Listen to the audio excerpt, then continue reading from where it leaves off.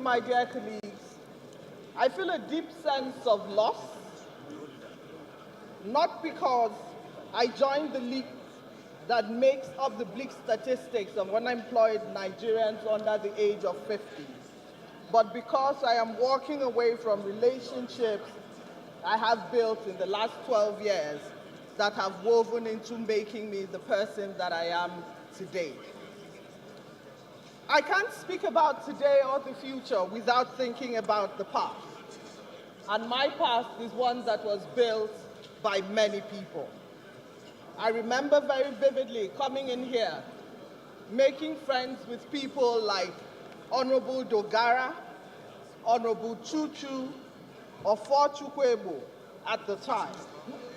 I doubt if when we all hung out together, Mr. Speaker, that any of us believed that one day you, Dogara, my wicked brother, would become the Speaker of the House of Representatives and the number 4 citizen of our great country. I found this place to be a place of enormous possibilities, and yet walking in was so hollow, in a hollow sort of way, that this place swallowed me up. I must say that I was scared, I was unsure, and of course I came in here not knowing what to expect. But as they say, the only thing that prepares you for the legislature is the legislature. I learned that lesson firsthand. I'll never forget looking in awe at legislators such as Honorable Halin Zagoda, who would walk in here, who would walk into chambers with his huge pile of books and arrange them on the front row and belt out facts that made him appear that he was a master. I looked at Honorable Halim Zagoda and I said, one day, I used to sit all the way in the back, and I said,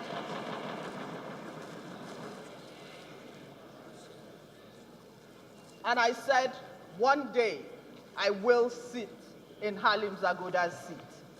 At the time, I didn't think it was very possible because I had Dino Melaye sitting right behind me and distracting me all the time.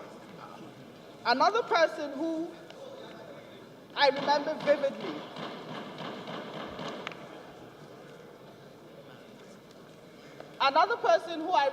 vividly had a huge influence on me was Honorable Farouk Lawan.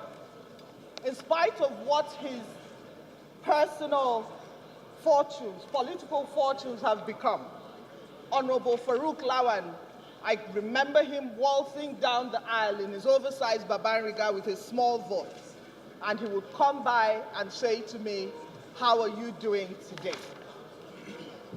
So when I hear my colleagues, I don't know why there's so much noise. Point of order. So when I... Mr. Speaker. Silence, please. Mr. Speaker, may I please crave your indulgence, Mr. Speaker? I can deliver my heartfelt valedictory speech with some respect. Thank you very much. When I hear my colleagues speak to the fact that I inspire them, it fills me with warmth, and it means that the baton that was handed on to me by my legislative forebears didn't die with me. Honorable Sami Gbaja, my friend and brother, a relationship that was forged even before I came into the House, owned the opposition bench and made it almost fashionable to be in the opposition. I watched him take the government of the day and admired the freedom he had to criticize some policies that even I found obnoxious, but was constrained because of my affiliations. I almost envied him until the day I got the opportunity to be in his shoes, and I hope I did a good job in the opposition. Speaker Aminu Waziri Tambuwal, my big brother, showed me care and love and took charge of my legislative life as of duty. He appointed me to be the chair of the Foreign Relations Committee, even amidst my protestations. I said to him I neither had the experience nor the understanding to be the chair of the Foreign Relations, and he said to me, "I know that you can do it." And I know he's not very generous with his praise, So whenever he picks up his phone and says to me, "What trouble have you caused today, my sister?" I know that it's his way of saying, "Well done." I thank him, and I also thank Emeka Ihedioha, the Deputy Speaker, now His Excellency, for giving me the opportunity for what has forged the new trajectory of my life. As they say, all good things must come to an end, and this is one of such things. And 2 weeks ago, when my colleagues celebrated me after I was conferred with an honoris causa, I wept shamelessly. And those were tears of joy. And as my father said to me, always hide your emotions except to show love. And for me, that was the day that I believe that my colleagues showed me the most love, and I reciprocated in kind. A lot of people have said to me that there's life after the legislature, and I agree with them, because I believe that death is at once the end of the body's journey, but at once the beginning of the soul's journey. And if people can be philosophical of something as final and scary as death, then a transition from the legislature should be something that I'm not scared about. I want to thank Ndibende, my constituents, for giving me the opportunity to come to the House of Representatives. In the words of Napoleon Bonaparte, he said, "Just give me a platform and I will shine." He also says, "Until you spread your wings, you don't know how far you can fly." Ndibende gave me the platform, and I'm eternally grateful to them. I can't thank them enough for taking a chance on this young, unknown child to represent them. They also called me Adabende, which is first daughter of Bende. I think that is the greatest love anybody can show me. To my family, I want to support them, my mother, my siblings, my son, Haman Danjuma, for putting up with my absence at the time he needed me the most, and the sacrifices he had to make. To God, of course, who directs my footsteps all the time. I always say to people that my life has been a blank canvas, and God, who's the greatest painter, paints the most beautiful colors on that canvas. In my life, every time I've thought that my life was dimming, he puts another bright coat of iridescence that helps me shine. To him, the Lord Almighty, I thank. He's my promise keeper, he's been my way maker, and I just want to bless him. John McCain, Mr. Speaker, I crave your indulgence, and I'm sorry, my colleagues. I have been here for 12 years, and this is just going to take me 5 minutes, please, but I have stuff to say, please. Thank you. John McCain, where was I? John McCain, one of the greatest legislators that ever lived, said he wanted to thank the American people for giving him the opportunity to serve something larger than himself, his country.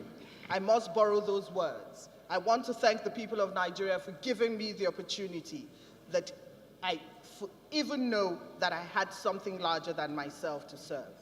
I take this opportunity to thank all the Nigerians I meet every day on the streets, in the malls, in the market, who just walk up to me and say, "We're proud of the work you do." This job is very difficult, and it's moments like that that make it worthwhile.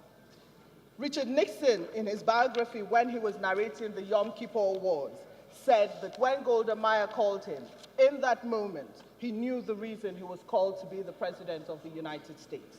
I always worried I wouldn't find out the reason I was called to be a member of the House of Representatives. But there's so many of those moments, be it a child who was raped, and you helped find justice, or a mother, a widow, who sought admission for her child who had done so well and she just didn't know who to turn to, or Christian pilgrims who were stranded, or when I intervened when we had the Muharram issue, or an old Muslim woman whose only dream is just to go to the Holy Land and you facilitate it because you have the opportunity. Mr. Speaker, sir, in those moments, I know the reason I was called to be a member of the House. What would I like to see, Mr. Speaker, sir? I have a few regrets in this place. There were certain bills that I would have liked to see passed. My legislative baby, the Proliferation of Small Arms and Light Weapons Commission's bill, was one that I've pursued rigorously for 8 years and unfortunately was not signed into law. And I'm hoping that the next assembly will find it as important, especially at this phase of our country's dark history, to push for that piece of legislation to be signed into law so that we can have a commission that mops up the over 100 million illicit weapons that are presently in circulation in Nigeria. Another piece of legislation I'd like to see signed into law is the Veterans Bill and the Military Trust Fund Bill. In my opinion, the men and women in uniform are a line of defense, and they give us the opportunity to sleep at night. It may not be the best military, but we only get the military that we pay for. Therefore, I think it is time for us to fund our military and also get a commission that takes care of the welfare of veterans and those who have fought and bled for Nigeria. I'd also like to see the gender-friendly legislation that gives women some kind of leverage. We seek 35%, but any type of legislation that gives us affirmative action today, Mr. Speaker, is a piece of legislation that I would like to see. I'd like also, Mr. Speaker, sir, for the next assembly to remember to tell our new colleagues that our institution battles for existence in the tri-party relationship between the executive and the judiciary. The independence of this institution is paramount and at all times must be protected and upheld by all members of the National Assembly. I also want to remind us that there are only two things you can't fight: Mother Nature and the will of the people, the will of a determined people, and that the power of the people will always take precedence over the people in power. I want us to remember that that is what this institution is about, and we must uphold it. I was Chair Foreign Affairs for 8 years, and I thank this House for giving me that opportunity. But I've watched our foreign policy go from its day of glory days to its days of not so glory days. And Mr. Speaker, sir, I'd like to say in that end, that Nigeria, that we must develop a strategic approach to our foreign policy that highlights costs and benefits, leveraging on a huge population and therefore large market to balance out our economic deficit and trade imbalances. Our domestic policy must be one that centers on human resource development so that what is fast becoming a disadvantage to us can be quickly turned around to our largest export.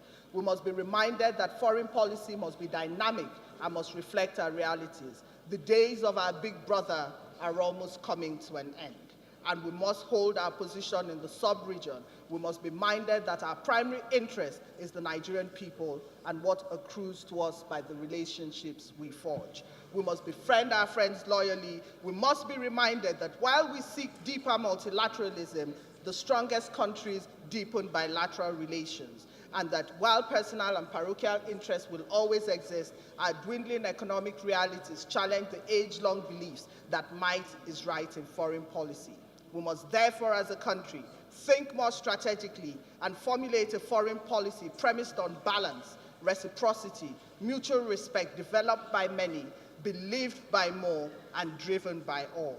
A foreign policy that has more actionable synergy between our defense, migration, economic, climate change policies. And Mr. Speaker, sir, it must be driven by men and women of patriotism, ability, intellect, and a desire. Mr. Speaker, in my time in the House of Representatives, I was given quite a few awards. These awards were best this, best that, and I'm very grateful to the people. But let me say that the one award that meant the most to me was the one by the National Assembly staff, and it said, the most humble, amiable legislator. Mr. Speaker, so it shows that while eloquence may be good, that while it's important for you to be loved by, it is more important to be loved by the people. And it means that I touched their lives in a way that said that no matter how lowly your job is, it is the best job in the world. And I want to thank them for reminding me of the things that matter the most. Mr. Speaker, finally, I'd like to thank the clerks of my committees who worked very closely with me. I'd like to thank them. They made my job easier. I'd like to thank my friends that I made on the floor of the House. Mr. Speaker, you have been my speaker, you've been my friend, and you have been my brother. I thank you for that.